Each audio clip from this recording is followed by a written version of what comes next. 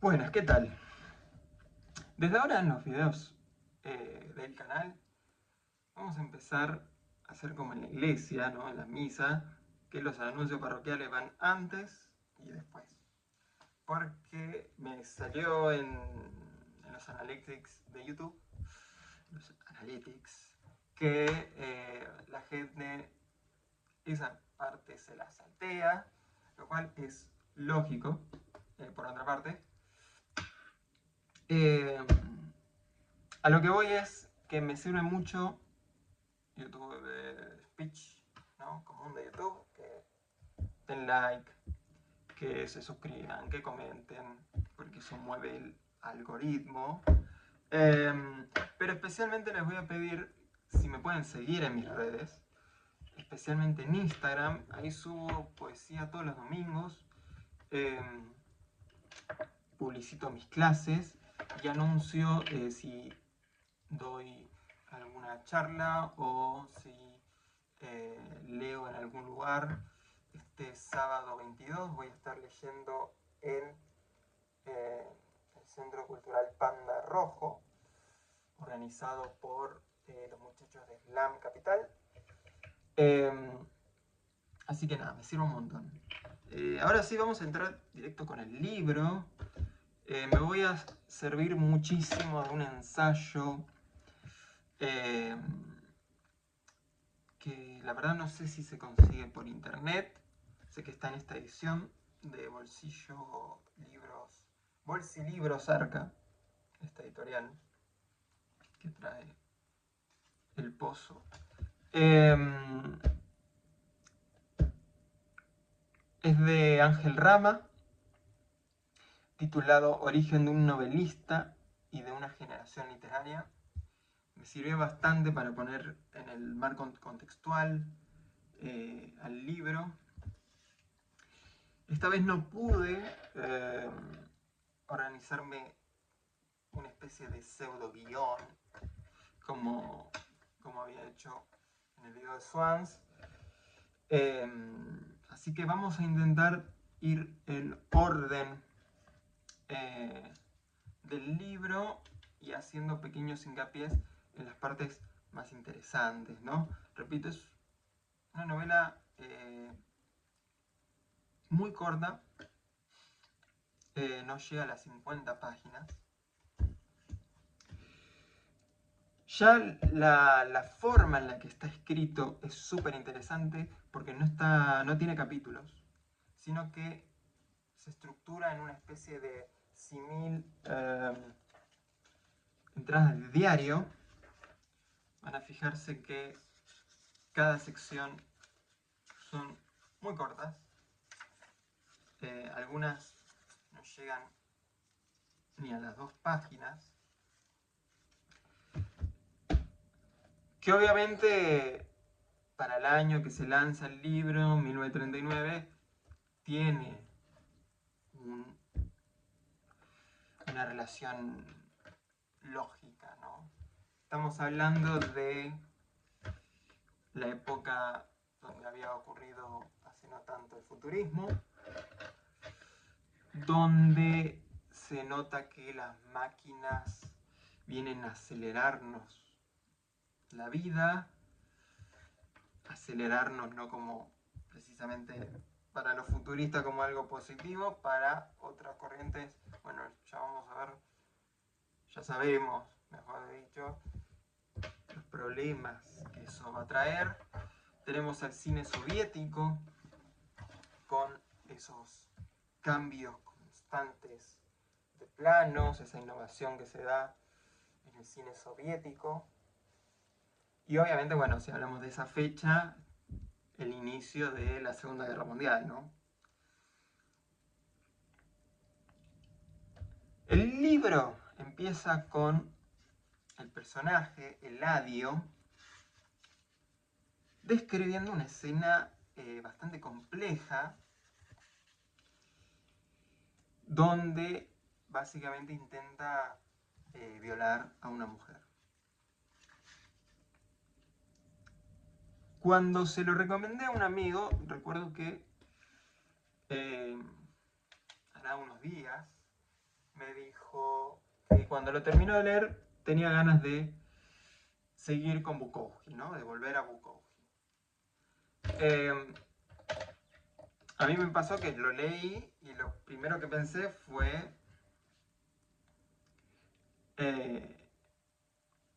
perdón si es un comentario, ustedes verán como, no sé, simplemente, vamos a decir que busca dañar o lastimar, o en fin, pero lo terminé de leer y me pareció increíble cómo se habla tanto del extranjero y se ignora este libro, ¿no? Porque me parece que trata lo mismo de una manera muy superior. Y me parece que, si bien obviamente la estética puede recordar a Bukowski, el fondo, el contenido, es profundamente existencialista. Y la forma en la que abarca el existencialismo es mucho más inteligente, en mi opinión, que como lo hace Camus. ¿Por qué? Porque agrega algunos detalles súper interesantes. Hay algo que los que estudien psicología van a poder quizás sacarle mucho jugo, que es la cuestión del sueño. El personaje Ladio vive en una constante crisis entre la realidad y el sueño, ¿no? Repito que yo no tengo conocimiento teórico como para poder hablar correctamente de esta cuestión del sueño. Un psicoanalista podría hablar muchísimo mejor de estas cuestiones que yo, ¿no? Pero una lectura al paso nos hace ver esta cuestión de, bueno, el personaje intenta violar a una mujer, pero en sus sueños es la mujer la que viene a él. Ese es el primer indicio que nos dan.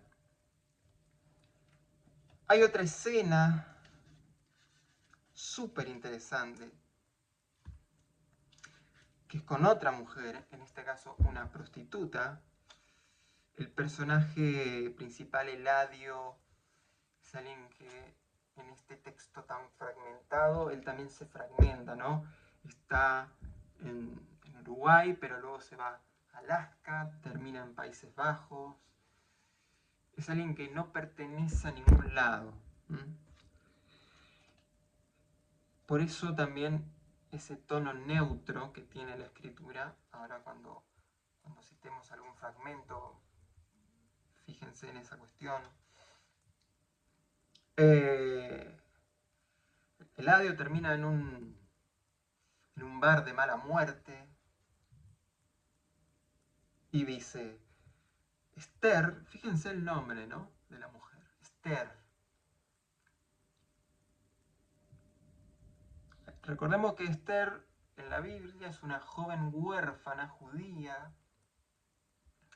que termina salvando al pueblo judío y convirtiéndose en reina de Persia, ¿no? Con Jerjes I, si no me equivoco.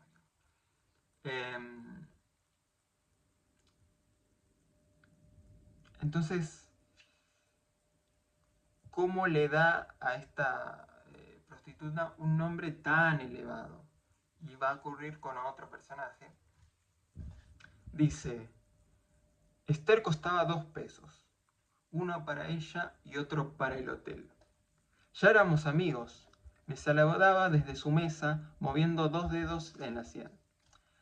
Daba unas vueltas acariciando cabezas de borracho y saludándose gravemente con las mujeres, y venía a sentarse conmigo. Nunca habíamos salido juntos. Era tan estúpida como las otras. macabra, mezquina, acaso un poco menos sucia, pero parecía más joven, y los brazos gruesos y blancos se dilataban lechosos en la luz del cafetín, sanos y graciosos, como si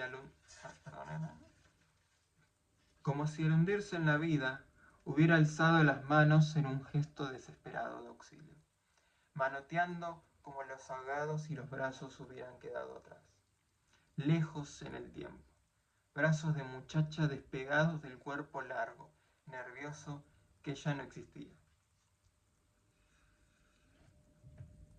Fíjense el diálogo este, ¿no? ¿Qué haces, loco? Nada, aquí andamos, pago un té y nada más. Yo no te pedí nada, torrante, ¿no?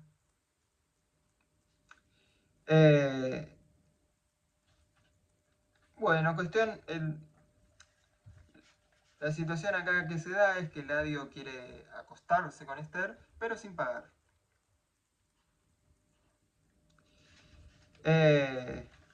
Finalmente esa situación ocurre y fíjense esta cuestión del sueño. Terminan ellos en una situación muy incómoda, donde Eladio termina haciendo unos comentarios bastante estúpidos. Eladio es alguien que tiende a cagarla, vamos a decirlo suavemente, y dice: salió antes que yo y nunca volvimos a vernos. Era una pobre mujer y fue una imbecilidad hablarle de esto. A veces pienso en ella y hay una aventura en que Esther viene a visitarme o nos encontramos por casualidad. Tomamos y hablamos como buenos amigos. Ella me cuenta entonces lo que sueña o imagina, y son siempre cosas de una extraordinaria pureza, sencillas como una historieta para niños. Para entender mejor esta cuestión de los sueños, voy a ir con otra parte que nos va a dar mucha más luz, y es que Eladio, en el medio de la situación con Esther, nos cuenta su experiencia en su fracasado matrimonio con Cecilia. Y en un momento, Eladio vuelve a soñar y fíjense, ¿no? Dejé debajo de mis párpados, se repetía tercamente una imagen ya lejana. Era precisamente la Rambla a la altura de Eduardo Acevedo, una noche de verano, antes de casarnos. Yo le estaba esperando apoyado en la baranda, metido en la sombra que olía intensamente a mar. Y ella bajaba a la calle en pendiente, como los pasos largos y ligeros que tenía entonces, con un vestido blanco y un pequeño sombrero caído contra una oreja.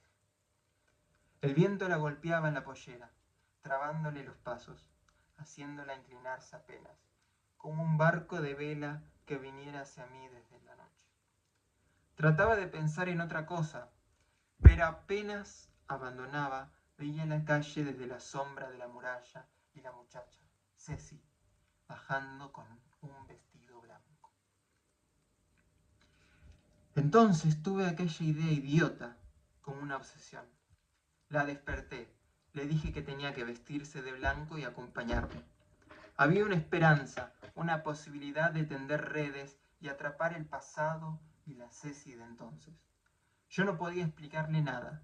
Era necesario que ella fuera sin plan, no sabiendo para qué. Tampoco podía perder tiempo. La hora de milagro era aquella, enseguida. Todo esto era demasiado extraño y yo debía tener cara de loco. Se asustó y fuimos. Varias veces subió a la calle y vino hacia mí con el vestido blanco, donde el viento golpeaba haciéndola inclinarse. Pero allá arriba, en la calle empinada, su paso era distinto, reposado y cauteloso, y la cara que acercaba al atravesar la rambla debajo del farol era seria y amarga. No había nada que hacer y nos volvimos. Fíjense lo que le pasa acá a Eladio. Eladio es incapaz de mediar con la realidad. Por eso se refugia constantemente en sus deseos, en sus sueños.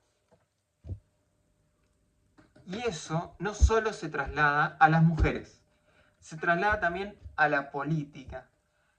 Hay una escena muy divertida que sucede con otro amigo que se llama como Lázaro. Fíjense que no es casualidad que los nombres de los personajes sean Esther, Lázaro, ¿no? Hay una escena que no me acuerdo, no logré encontrarla para el video, les pido mil disculpas, donde habla de los 33 orientales, que también es súper interesante para analizar. Pero vamos con esta cuestión, ¿no? Con esta parte con Lázaro. Lázaro es un militante comunista. Y Eladio le tiene, por un lado lo quiere, pero a la vez le tiene un profundo desprecio. Desprecio porque, y acá está lo interesante, ¿no? Eladio odia a estos pequeños burgueses de izquierda. Entonces, simplemente para molestarlo, empieza a decirle injurias respecto a Stalin, ¿no?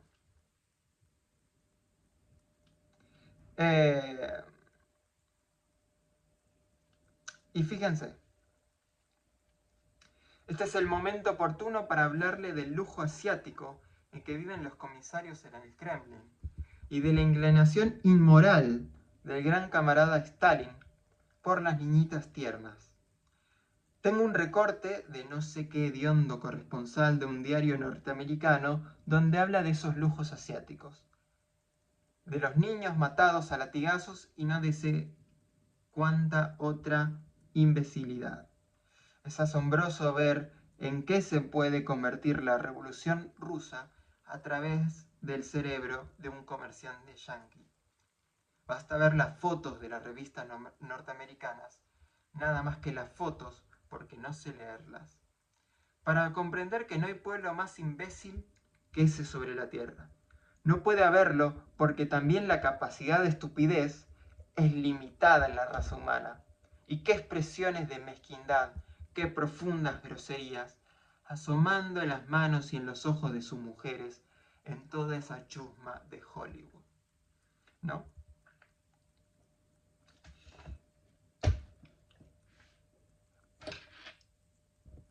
La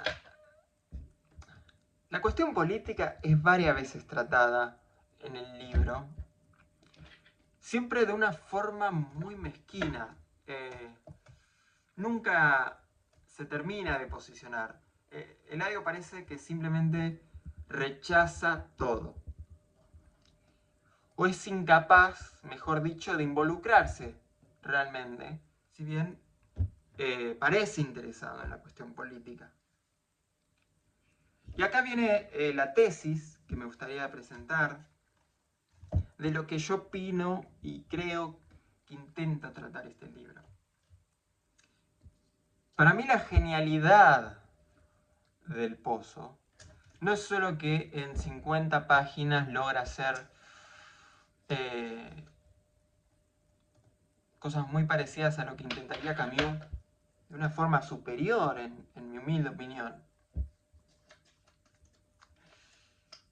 sino que además logra tratar perfectamente el conflicto que se terminaría discutiendo en la Segunda Guerra Mundial. La Segunda Guerra Mundial, si se quiere, es el duelo entre tres modelos. No estoy diciendo nada nuevo. El modelo liberal capitalista, el fascista y el comunista. Luego se después de la Segunda Guerra Mundial terminarían habiendo otra vez otros 3 movimientos refiriéndonos a el bloque capitalista, el bloque comunista y la tercera posición. Bueno, fijémonos que tanto los nazis como los comunistas, como en gran parte, sobre todo la sociedad norteamericana, estaban planteándose un nuevo modelo y arquetipo de hombre, ¿no?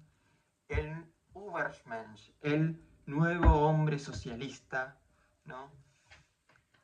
Una idea que yo personalmente no lo voy a ocultar, soy peronista y también, en cierta forma, persiguió el peronismo. Ahora, este libro trata de alumbrar, como hace la literatura, que este es el verdadero hombre del siglo XX. Que ¿no? el iluminismo, la evolución, ¿no? el cientificismo, ¿no? todas las grandes invenciones tecnológicas, nos han llevado a este estado donde el hombre es incapaz de mediar con la realidad. El adio siempre necesita, ¿no? una barrera. Él pone una barrera emocional por su forma de ser tan desagradable, donde tiene que vivir en una ensoñación eterna porque es el único lugar donde estas personas, donde nosotros en la actualidad, podemos ser realmente felices.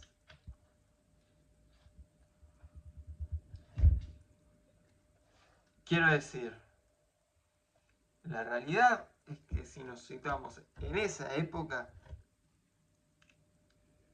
no había muchas esperanzas que nos dieran ni el bloque comunista, ni el bloque nazi, ni el bloque capitalista, ¿no? Como no hay muchas expectativas que nos dé la realidad política actual, solo nos queda vivir en sueños, en fantasías, en aquella patria grande, acá en Iberoamérica, que algún día llegará, pero nunca llega. La izquierda será por finalmente ese estadio final donde se supera al capitalismo, pero nunca llega, porque al final al cabo la Unión Soviética tuvo que regular en un montón de cuestiones. Igual que los nazis, bajo su perspectiva, no vamos obviamente en los genocidios, un montón de cosas, pero incluso desde la perspectiva nazi o la perspectiva fascista, no me gusta hablar de... El fascismo es el italiano, ¿no? Terminan fracasando. Y bueno, el capitalismo, el liberalismo, el modelo que pareció ser el triunfador, bueno, ya vemos a dónde nos lleva, ¿no? Por eso, eso es una de las varias cuestiones. Repito que es muy interesante el ensayo porque complementa lo que estoy diciendo con un montón de cuestiones súper interesantes y obviamente de una forma muy superior.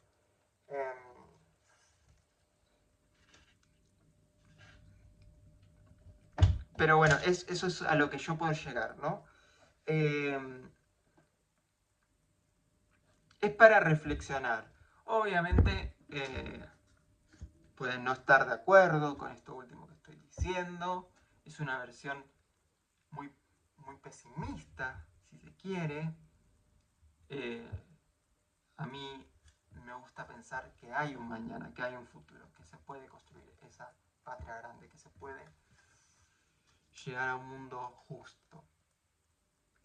Pero hasta ahora se ha demostrado que esas utopías solo existen para ser guía,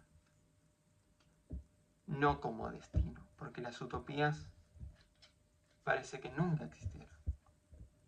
O mejor dicho, para los hombres de fe, quizás existió, pero ya no está. Y quizás algún día volverá con el Apocalipsis. Y ahí es donde comunistas podrán hablar de su Apocalipsis, cristianos de su Apocalipsis, justicialistas, peronistas de su Apocalipsis. Los únicos que parece que no pueden hablar de un Apocalipsis parece ser los liberales de izquierda y de derecha, ¿no? Pero por algo será. En ese sentido, por eso yo me considero reaccionario, ¿eh? Porque me parece que todo aquel que no sea reaccionario frente a este mundo actual, como fue reaccionario el romanticismo, y está súper mal interpretado, sé que llevo bastante tiempo prometiendo el video del romanticismo español, pero sepan que requiere su tiempo, pero el romanticismo siempre fue muy mal interpretado como un movimiento progresista, cuando no lo es, no lo fue. Pero bueno, a esas cosas, repito, son para profundizar. Este es un libro muy corto que se lee en 1 hora y no me gustaría hacer un video más largo que el libro, ¿no? Es una lectura que recomiendo. Repito, estas cuestiones son súper discutibles. Me encantaría que se debatan en los comentarios. Así que nada, lo dicho. Hay un montón de cosas que podría seguir hablando, pero se me escapan, para ser honesto, se me escapan muchas. Es mejor leer, ¿no? Leer y hacer. Así que nada. Nos vemos el próximo sábado. Vamos a ver qué toca. Creo que vamos a salir del tópico meramente literario o artístico, mejor dicho. Tengo ganas de hacer una especie de divagación sobre algunas cuestiones. Ustedes saben que de por sí en mis videos yo divago bastante.